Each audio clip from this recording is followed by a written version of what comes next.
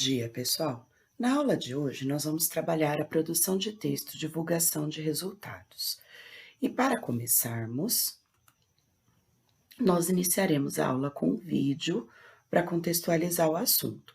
O assunto do vídeo é o assunto que vai ser o trabalho, então prestem bastante atenção durante o vídeo.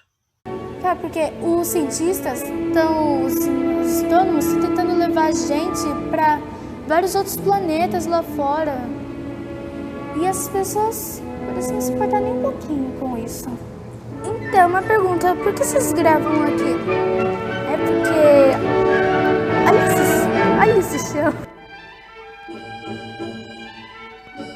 Então, o André, ele dá uma aula, ele tem uma matéria que se chama IEDEC, que a sigla significa Introdução à Escrita e Divulgação Científica. E a gente basicamente estuda o que é uma divulgação científica, o que é um artigo científico e produz um artigo de divulgação científica com algum tema que os alunos se interessem. O professor ele propôs temas e a gente ia falando os temas que a gente queria fazer trabalho, porque ele queria que fosse um trabalho que a gente gostasse de fazer. Aí os textos foram astronomia, biotecnologia e você mandou escolher os 5 cientistas que a gente queria. A gente escolheu, a gente foi olhar os currículos das pessoas.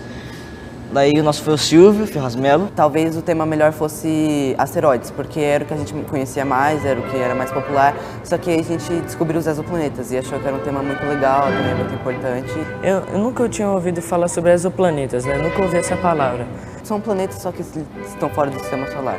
E zona habitável é uma região ao redor da estrela que permitiria que no planeta tivesse vida. Eles têm umas certas condições deles que são diferentes das do nosso planeta. Marte seria o destino mais óbvio. Também é um planeta que está na zona habitável. Não é difícil, mas tem assim os prós e os contras de uma possível colonização. Só que aí, até hoje, eles já descobriram 4.000 exoplanetas, né? 4.000 anos. Ele está a 4 anos-luz, que é o mais perto, e demoraria 4.000 anos com a tecnologia mais avançada. Não, eu não seria um voluntário. Eu acho que eu ficaria aqui mesmo, mais seguro.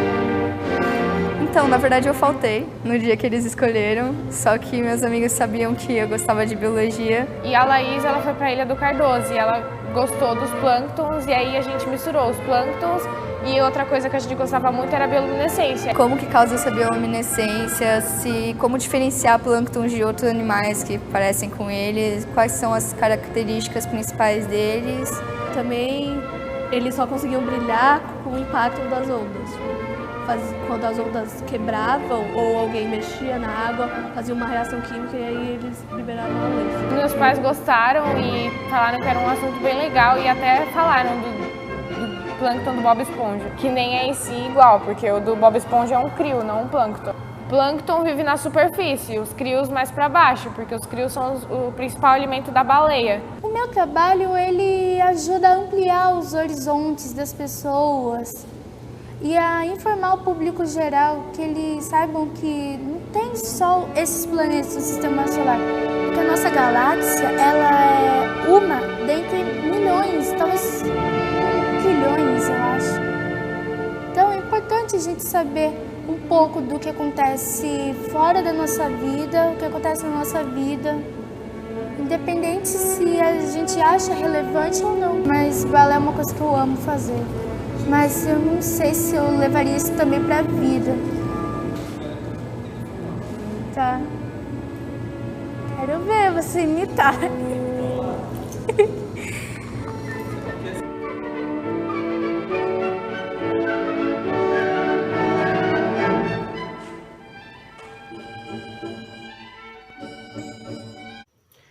A seguir, nós vemos as características de um artigo científico.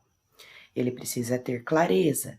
Já no resumo, o leitor deve ter noção clara do conteúdo do artigo, que deve primar pela objetividade. Concisão. O tema abordado deve ser descrito, explicado e argumentado com poucas palavras, frases curtas e parágrafos breves. Correção. O texto deve estar de acordo com as normas gramaticais e ortográficas, assim como as normas de redação científica. Coesão e coerência. Tanto os parágrafos como as partes devem apresentar um encadeamento lógico e hierárquico de ideias, guardando inclusive uma simetria na sua estrutura e dimensão, assim como não apresentar contradições ou inconsistências. E precisão. As informações apresentadas no texto devem ser verdadeiras e os conceitos universalmente aceitos. Não podem haver controvérsias. E qual é a estrutura de um artigo científico? A estrutura de um artigo científico é introdução, por que se resolveu fazer a pesquisa, delimite o campo de investigação, é o problema, indique o que se conhece e o que não se conhece, do qual se nasce a justificativa da pesquisa. Depois, a metodologia, o que se fez, como, quando, onde, com quem, com o que. Apresente uma descrição sucinta, porém, dos materiais e métodos que forem usados na pesquisa. O resultado, o que foi encontrado? Proporcione uma descrição clara e concisa dos principais achados. E a discussão, o que significam os achados? Analise os resultados e os compare com outros estudos. Interprete os achados à luz do quadro teórico e indique suas implicações na área. Aí aqui nós temos um exemplo de como fazer um pôster científico. Eu vou pedir para vocês darem um pause no vídeo e observarem cada uma das partes de sua estrutura. Dentro de um artigo científico, além do pôster, do infográfico que vocês já aprenderam, nós podemos ter também a citação direta, que é aquela que reproduz fielmente o texto utilizado como fonte. Ao fazer essa citação, é preciso apresentar o sobrenome do autor que escreveu a obra, o ano da publicação e a página em que o texto se encontra. Na citação indireta, é aquela que reproduz as ideias do texto utilizado. Então, aqui nós temos um exemplo. Esse texto que vocês estão vendo aqui, vocês têm na apostila e podem consultar se necessário. E como fonte, sem transcrever exatamente as palavras do autor, neste caso não é necessário colocar a página, apenas o sobrenome do ano e o ano da publicação. Então, olha lá, para Silva, 2009, a pesquisa é indispensável à aquisição do conhecimento e avanço na sociedade. E para referenciar uma obra, para fazer as referências bibliográficas, conforme a ABNT, a Associação Brasileira de Normas Técnicas, é necessário seguir o seguinte padrão. Então, sobrenome do autor em letras maiúsculas, vírgula, o nome do autor iniciado por letra maiúscula, ponto. O título da obra em itálico, ponto.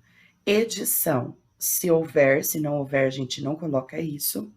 Local de publicação, a cidade, 2 pontos, o nome da editora e o ano da publicação da obra.